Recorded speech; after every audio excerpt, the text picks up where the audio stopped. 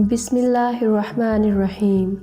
شروع اللہ کے نام سے جو بڑا مہربان اور نہایت رحم والا ہے۔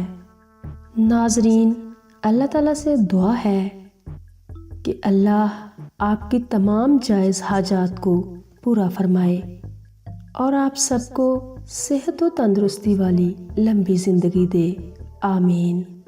ناظرین، عنایا چیمہ وائس میں دل کی گہرائیوں سے خوش آمدید۔ بغیر وضو نماز پڑھنے والے کو حضرت علی رضی اللہ عنہ نے حضرت عمر رضی اللہ عنہ کو سزا دینے سے کیوں روک دیا؟ ایک ہلکی داڑھی والا شخص حضرت عمر بن خطاب رضی اللہ عنہ اور حضرت علی رضی اللہ عنہ کے پاس بیٹھا تھا۔ اس کی آنکھیں اندر کو دھنسی ہوئی تھیں اور زبان ذکر و تسبیح میں مشغول تھی۔ حضرت عمر رضی اللہ عنہ نے اس سے پوچھا کہ آپ نے صبح کس حال میں کی؟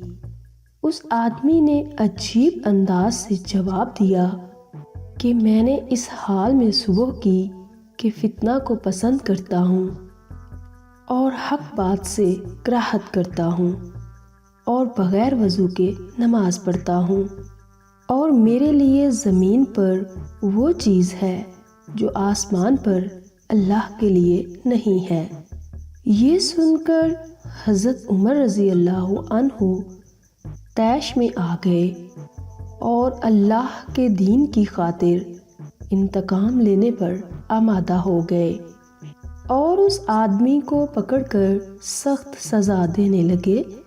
تو حضرت علی رضی اللہ عنہ نے ہنستے ہوئے کہا، اے امیر المومنین، یہ شخص جو کہتا ہے کہ وہ فتنہ کو پسند کرتا ہے، اس سے اس کی مراد مال و اولاد ہے، جیسا کہ اللہ تعالیٰ کے اس فرمان میں مال و اولاد کو فتنہ کہا گیا ہے، اور حق کو ناپسند کرتا ہے، اس سے مراد موت کی ناپسندیدگی ہے، جیسا کہ اللہ تعالیٰ نے فرمایا، وَجَاءَتْ سَكْرَةُ الْمَوْتِ بِالْحَقِّ ذَلِكَ مَا كُنْتَ مِنْهُ تَحِيدُ، اور بغیر وضو کے نماز پڑھتا ہے، اس سے مراد نبی کریم صلی اللہ علیہ وآلہ وسلم پر صلاۃ بھیجنا ہے۔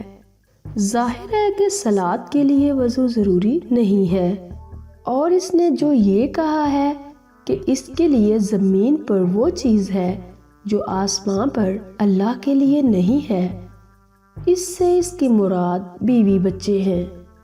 ظاہر ہے کہ اللہ کی نہ بیوی ہے اور نہ اولاد، وہ ذات تو یکتا بے نیاز ہے، نہ اس کی اولاد ہے اور نہ وہ کسی کی اولاد ہے، اور اس کا کوئی ہمسر نہیں۔ حضرت عمر بن خطاب کا چہرہ خوشی سے دھمک اٹھا اور ہونٹوں پر مسکراہٹ پھیل گئی، اور خوشی سے جھومتے ہوئے فرمایا، وہ جگہ بری ہے جہاں ابو الحسن رضی اللہ عنہ نہ ہو، یعنی علی بن ابی طالب رضی اللہ عنہ۔ ناظرین، امید ہے کہ یہ ایمان افروز واقعہ آپ کو پسند آیا ہوگا، اور اگر پسند آیا ہو تو اسے لائک اور شیئر کیجیے گا۔